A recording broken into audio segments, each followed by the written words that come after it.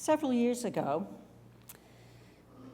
my grandson Oliver, who was then 3.5, called me to thank me for this great present I had given him. Yes, I had given him plastic dinosaurs. In fact, he had been sleeping with his plastic stegosaurus and had even tried to brush his teeth. I was delighted when I heard that my present had made Ollie so happy. I had one of those, maybe you've had them with your children or a friend, when you've just had the right present, that wonderful moment that all seemed right with the world. I slept peacefully knowing that I had made Ollie's world better with plastic dinosaurs. The next morning, I woke up with this incredible drive to find more dinosaurs to give to Ollie to make him even happier. On my lunch break, in fact, at Princeton Seminary, I skipped a work meeting and I jumped in my car and I headed to the local Toys R Us. Having limited time, I skipped getting a shopping cart, I raced to the dinosaur section, and I was relieved, I was jubilant when I found 2 more packages of dinosaurs that Ollie didn't have. Okay, I said to myself, Ollie will really like these. These will make him really happy. Then I said to myself, maybe I should check the clearance section just in case there are more dinosaurs there. And there were 3 more packs of dinosaurs, CDs on dinosaurs' lives included. Wow, I scooped them up. I had no cart, so now my arms were filled with overflowing with dinosaurs as I headed to the checkout counter. When I arrived at the checkout counter, there was a long line, much to my dismay, and my packages were a little unwieldy, and I left from left to right foot, back and forth, and then, yikes. One of my dinosaur packages hopped right out of my arm, and it hit the candy display. Yes, and then I dropped everything, and there were dinosaurs and candy everywhere. A very sweet young man holding a baby and pushing a cart came over to me and said, "I think I should help you clean this up." I said, "Yes, I think we should clean it up." All of a sudden, I was knocked out of my world of dinosaur mania. What am I doing? I asked myself. For the last 24 hours, in my mind, I had equated Ollie's happiness and his love for me with dinosaurs.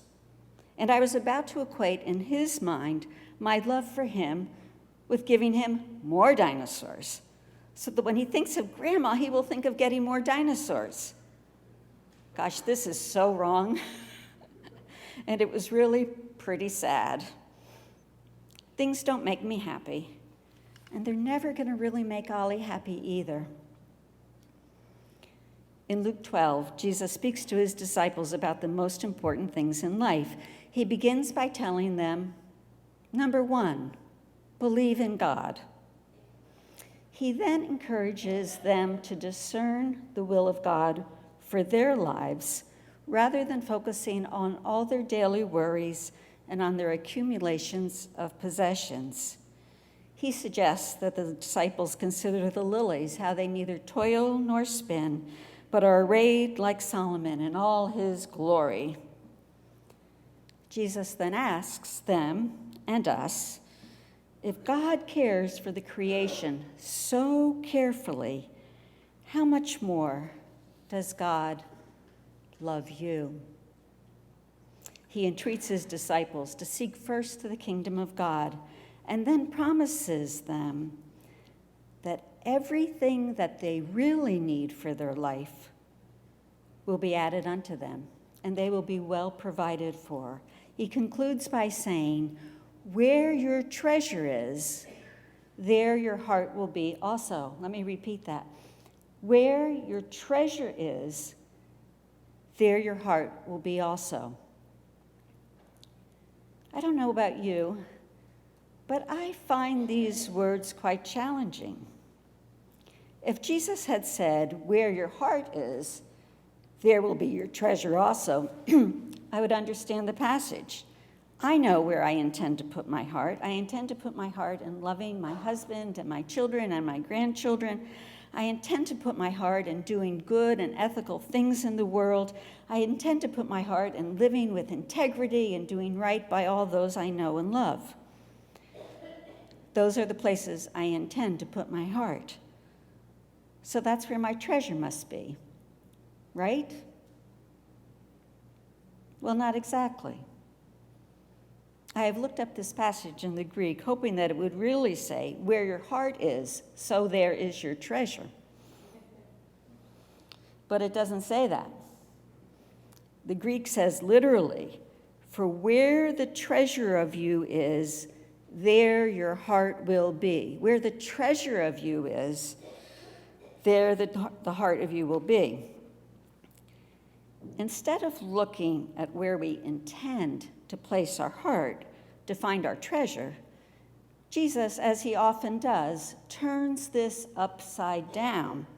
He says we have to look at how we have acted and spent our resources to find out where our heart is. I'm going to say a word about intentions. My son Kyle was just visiting with us this weekend, and a few years back he told us this story. He teaches meditation. So Kyle was off teaching meditation, and he was sitting in that posture where you cross your legs, and no shoes on, socks exposed. Now Kyle has never cared much about matching his socks. And frequently he wears socks that don't match. He just wears whatever showed up in the morning. Whatever was in that drawer goes on his feet. In one of the meditation groups, there was a woman who was quite concerned about his often not matching socks. And she didn't speak to him directly. You know what she did? She called his supervisor. So his supervisor called Kyle in. Supervisor is a Buddhist monk, and he explained to him very carefully that there was no implicit value in matching socks or not matching socks, but that for this one person, his lack of attention to this detail was a distraction, and that as a Buddhist teacher, he needed to attend to his folks by not being a distraction in what he wore. Kyle understood, and he went out and bought a nice pair of socks to wear when he was teaching.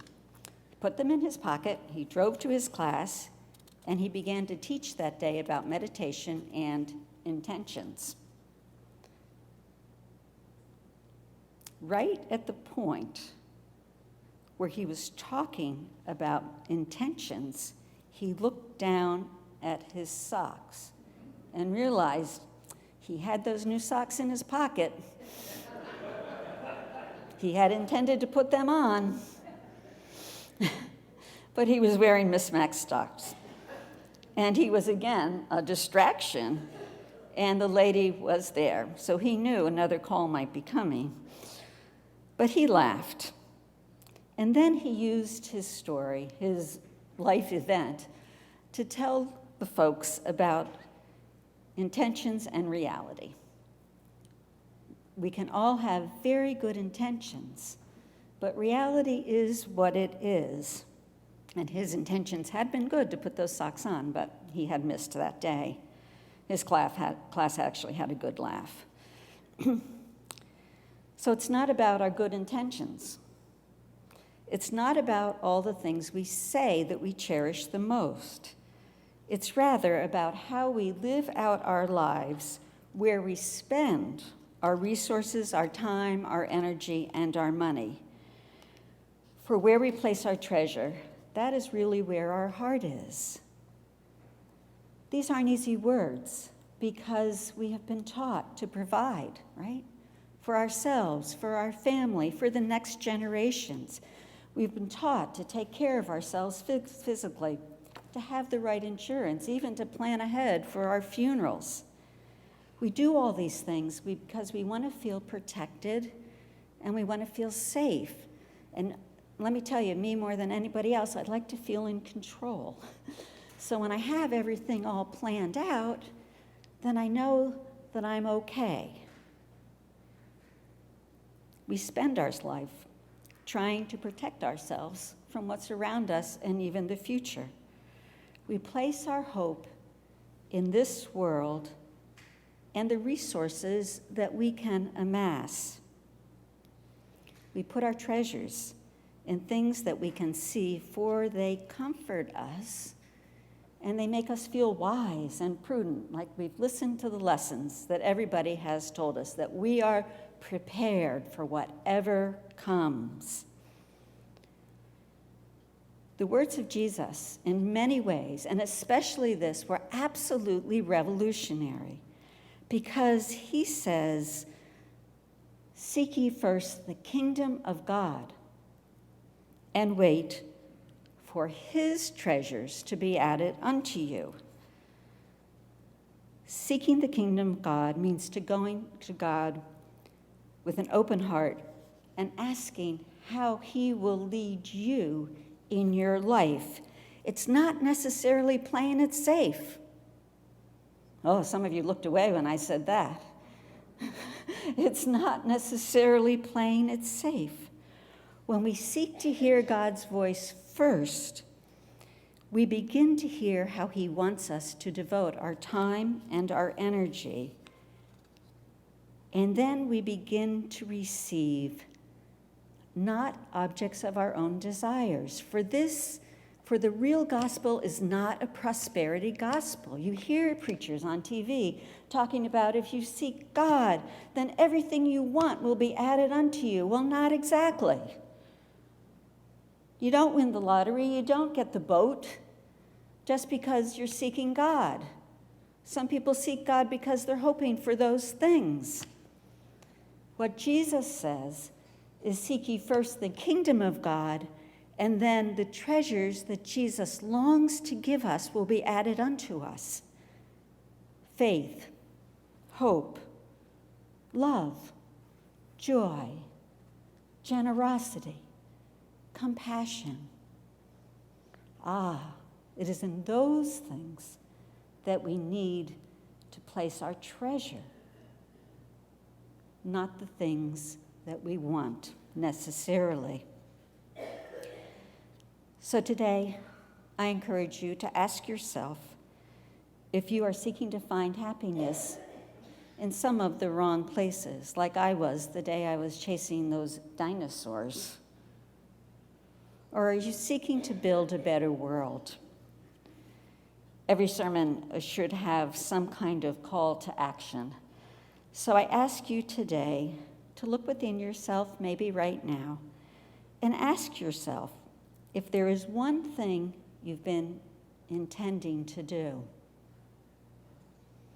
Is there something you've been intending to do because you know it's right and just and will further the kingdom of God, and you just haven't done it? One thing that's just been too hard to do, to make that telephone call, to go visit that person, to offer yourself in an extraordinary way that's not comfortable or easy. Is there that one thing you've been intending to do? I ask you to name it to yourself. You don't have to write it down. You don't have to tell anybody. Just name it to yourself. And then I ask you to do the remarkable thing. I ask you to do it. Find that one thing that will allow you today to begin to seek the kingdom of God with your whole heart, that there may be your treasures. Jesus says, seek first the kingdom of God, and all God's treasures will be added unto you. Amen.